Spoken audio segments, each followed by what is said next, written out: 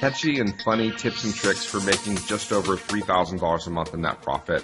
The listing for this number is 40014. Now, we do these interviews to give potential buyers more information about both the seller and the sites they're looking to purchase. We hope these insights are helpful for you in making a buying decision. We've got the seller Mike with us today to go through the site and cover everything from niche selection to traffic and monetization. What's going on, Mike? Thanks for coming on.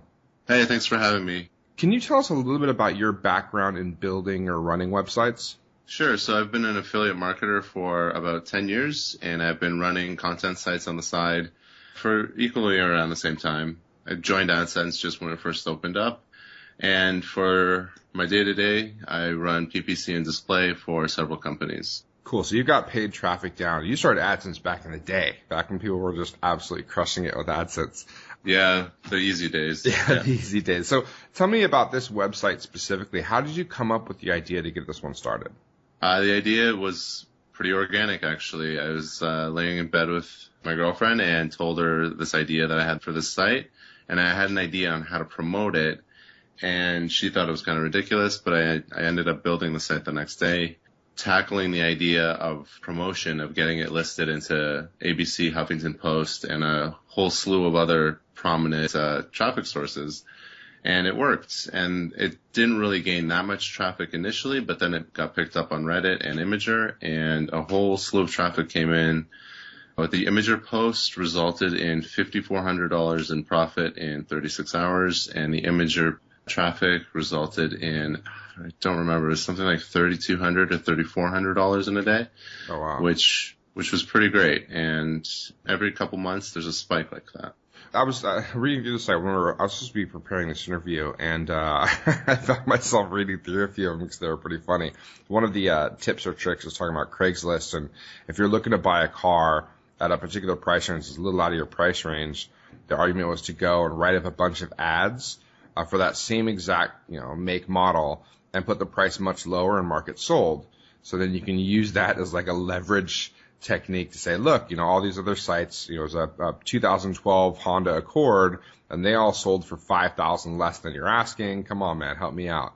That was pretty slick. Yeah, that was one of the good ones. There are a handful of others. It's all just stuff like that. That's not criminal, but something to get you ahead. Devious for sure. Yeah. All right. So tell me a little bit about how this site makes money. I mean, it's primarily AdSense, right? Have you tried anything else?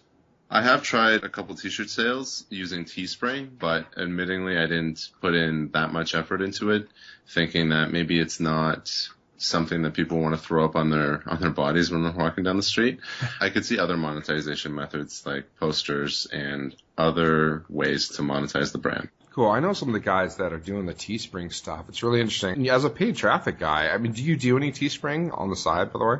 I do, but it says an affiliate, right? So it's for someone else's product. So I know a couple of guys that have just been crushing it, and they find a particular target niche that has disposable income, test out a bunch of different shirts with a few dollars spent, and they find a winner, and they just scale the hell out of it. It's an interesting process. Let's talk a little bit about more about like why you chose this niche. I mean, you were laying in bed, you're talking to your girlfriend about this. Like, did you have any experience in this kind of like comedy, like sketchy kind of? Did you have any experience with this stuff at all? Not really. I just had experience with driving traffic to sites and trying to gauge user engagement. That's really all it is. Try something simple with a poorly designed site, see if it works, and then expand on it if it does. It was just, an effort to see if something worked, and it did, so I rolled with it. Gotcha. Okay, so let's talk a little bit about why you're selling the site. Sure. So I own a couple other content sites that are unrelated to this one, and they're a great, little side gig, but I also own a SaaS product, which is software as a service, and that requires a lot of development work, a lot of which I can't do myself. So I need the cash from this sale to hire a developer part-time. Okay, so you're looking to hire a developer for the SaaS company. You've got a couple of other little content-based sites that are making a bit of cash, but your kind of long-term play is the SaaS business. Yeah, absolutely.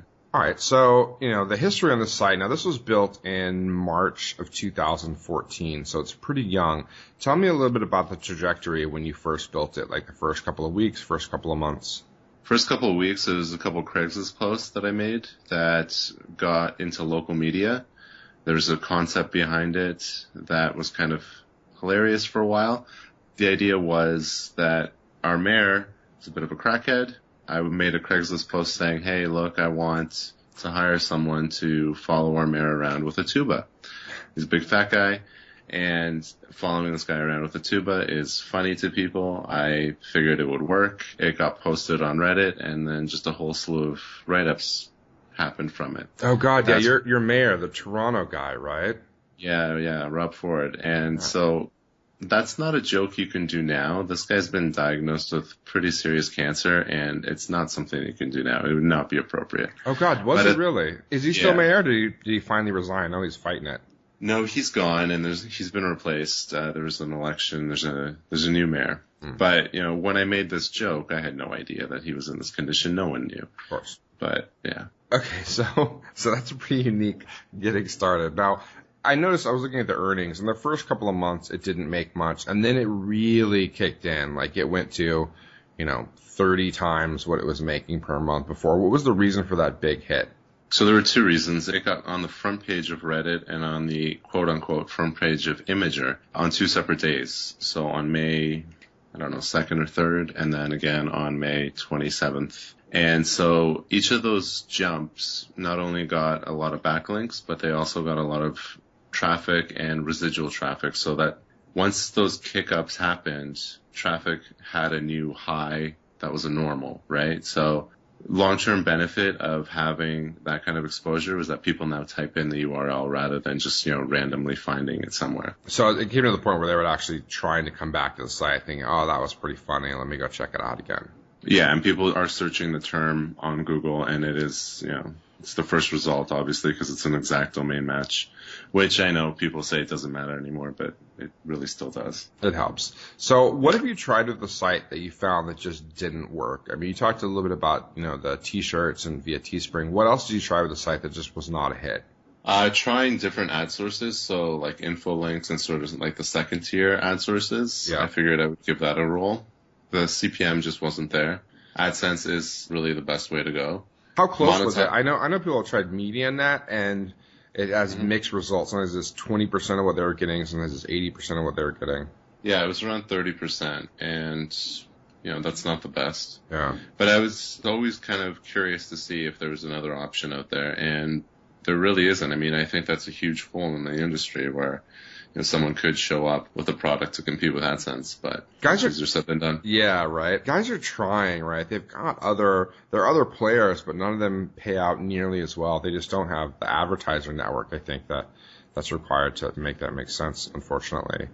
Yeah, the only people that I could see doing it are the guys from Buy Sell Ads, honestly. Yeah.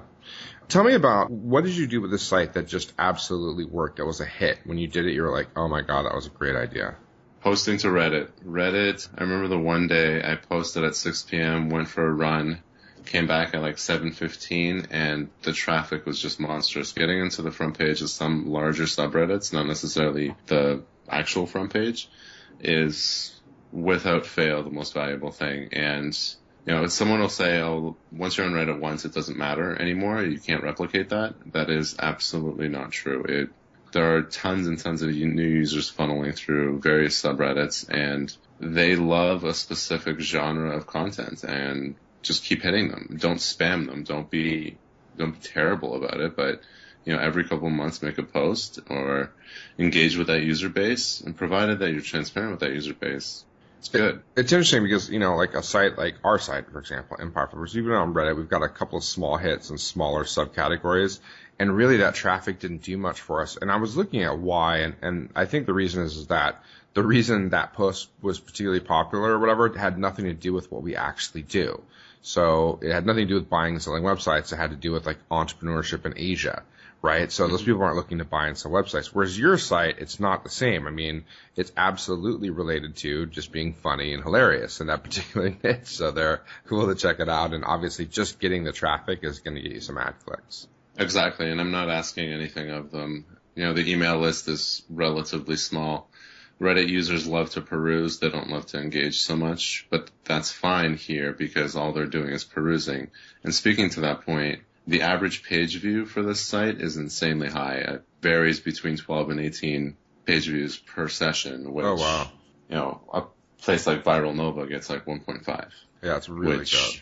That's the reason why buying traffic to the site works. Anything that had a low page view per session, none of this would have worked. So you were looking for like higher engagement. That's interesting. People that were more engaged in like checking other pages on the site and continuing to dig through. Yeah, that was actually the key metric as to why I continued this. When I test the site, it's not CPAs or clicks or anything like that. Do people stick around? Do they look at the content? Because if they don't, then, if you try a couple times and it doesn't work, then what's the point of pretending that it's going to work? Yeah, they don't really like it if they're not checking out anything else. Have you learned anything with this site that you're going to apply to other sites you build in the future? Something that you were like, some kind of aha moment where you're like, oh yeah, I'm going to do this. I'm going to continue doing this. Absolutely. I never really paid a huge attention to how quickly pages load. And then I made this site load quickly, very quickly. And I'm definitely going to keep that up. I'm not going to overload sites with ads. I'm not going to make people click in a manner that's annoying. Pagination should be simple. It shouldn't be, basically don't make the experience terrible for the user and you'll do well. And obviously provide quality content. Yeah, I've noticed with your site, like it's not overrun with ads. I mean, the ads are, I'd say tricky. Like the ads are, they're well placed, but you're not like overloaded. And I don't have this problem where I go to click on something and then an ad pops up. I don't feel tricked with this site, which I think is interesting. Yeah. And you see that a lot of the lower tier sites like this, right, that are trying to be like a bigger viral site often do some really tricky, I guess, sketchy stuff that's not user friendly. Yeah, that's not really a good way to roll. Following Adsense sort of policies is much easier.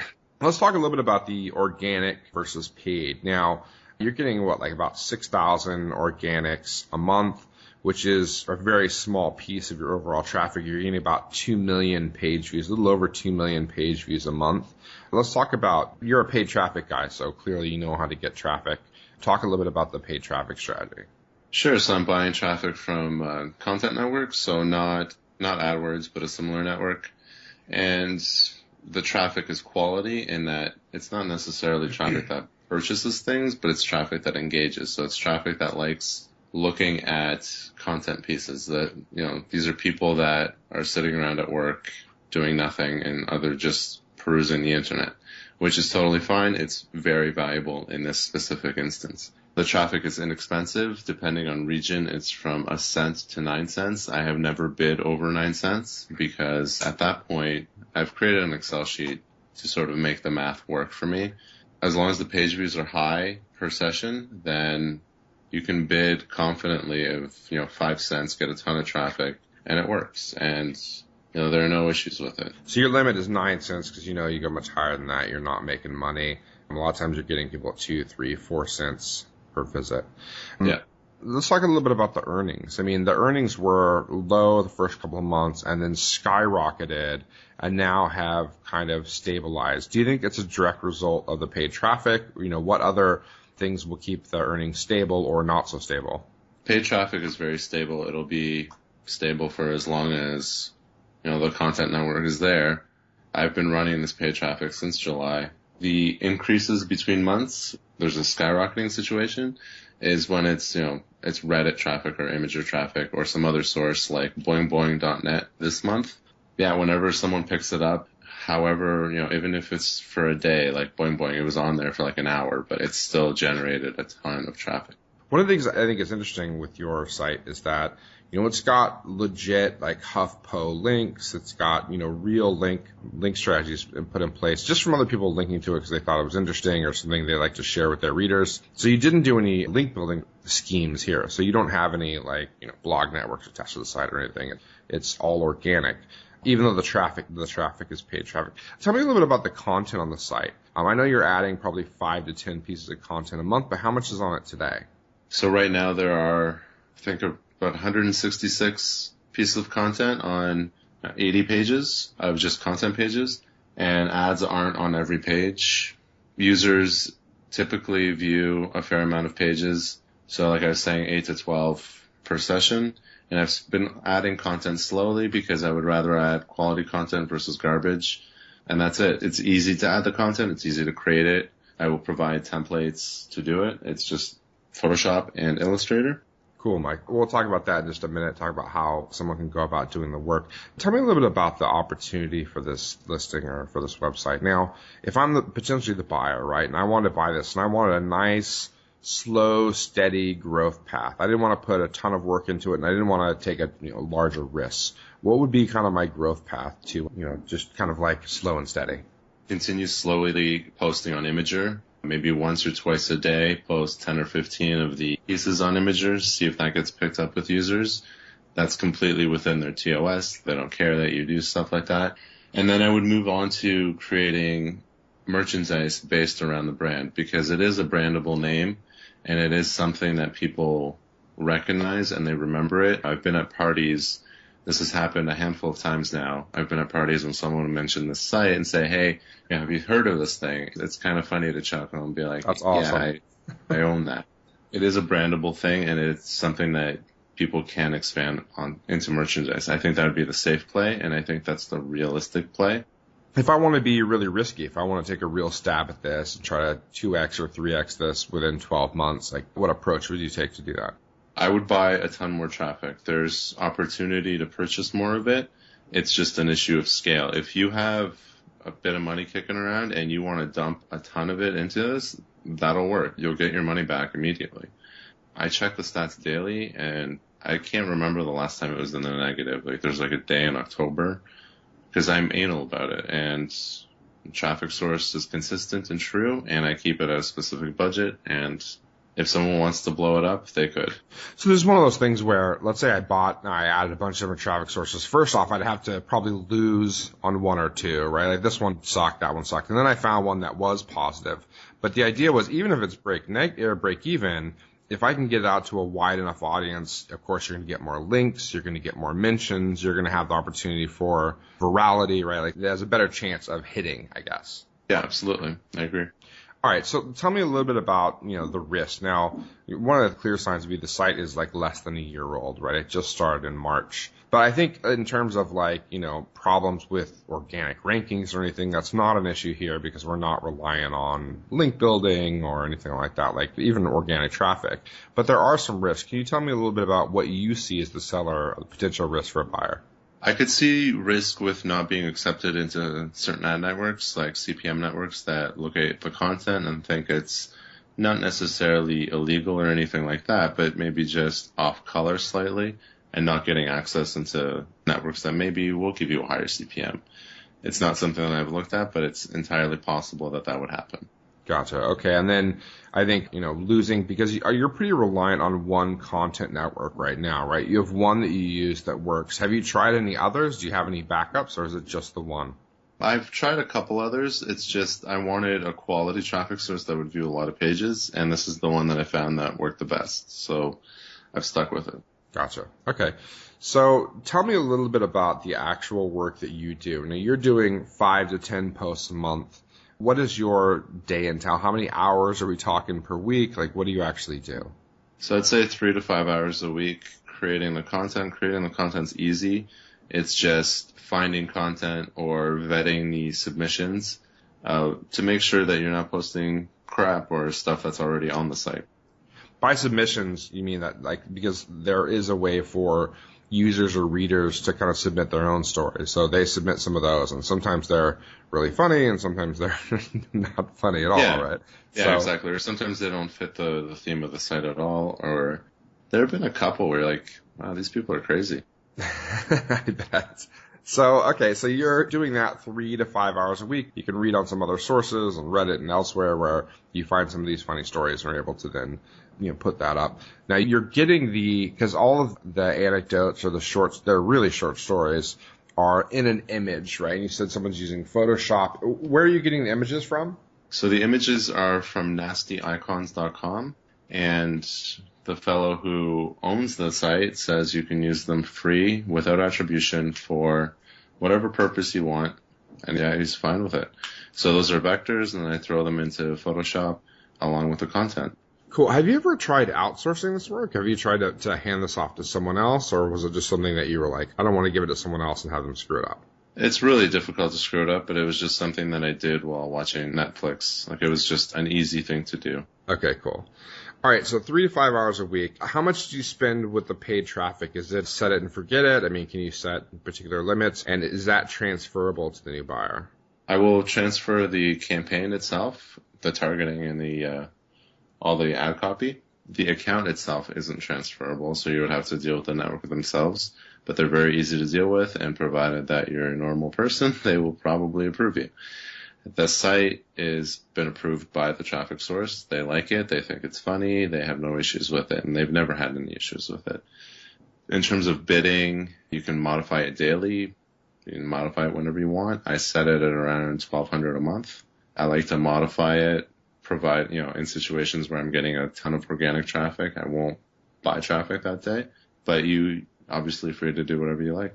Cool. Okay, so the campaign settings will go. We'll have to get, if the new buyer's not approved with the content provided, then we'll have to get them approved so that they can get up and running. And then, the monetization AdSense is pretty straightforward. Anyone who has an AdSense account should be able to take this over.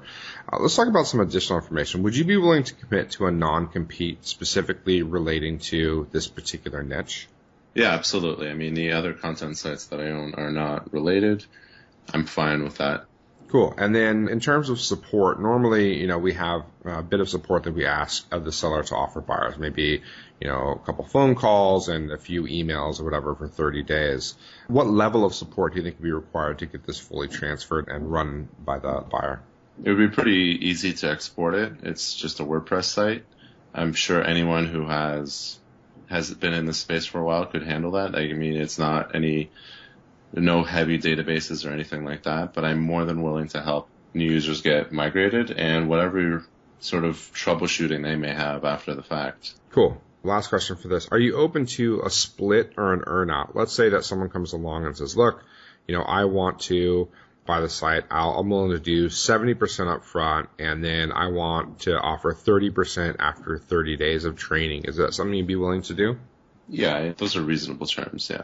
Okay, so as long as it's reasonable, as long as they come up with an offer that works for you, you're willing to look at it. All right, let's do a quick wrap up. So this site was built in March 2014. It's in the kind of sketchy or funny tips and tricks niche. It's making a little over $3,300 a month net profit.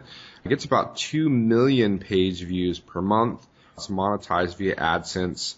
And most of the traffic coming to the site is paid traffic via a content network.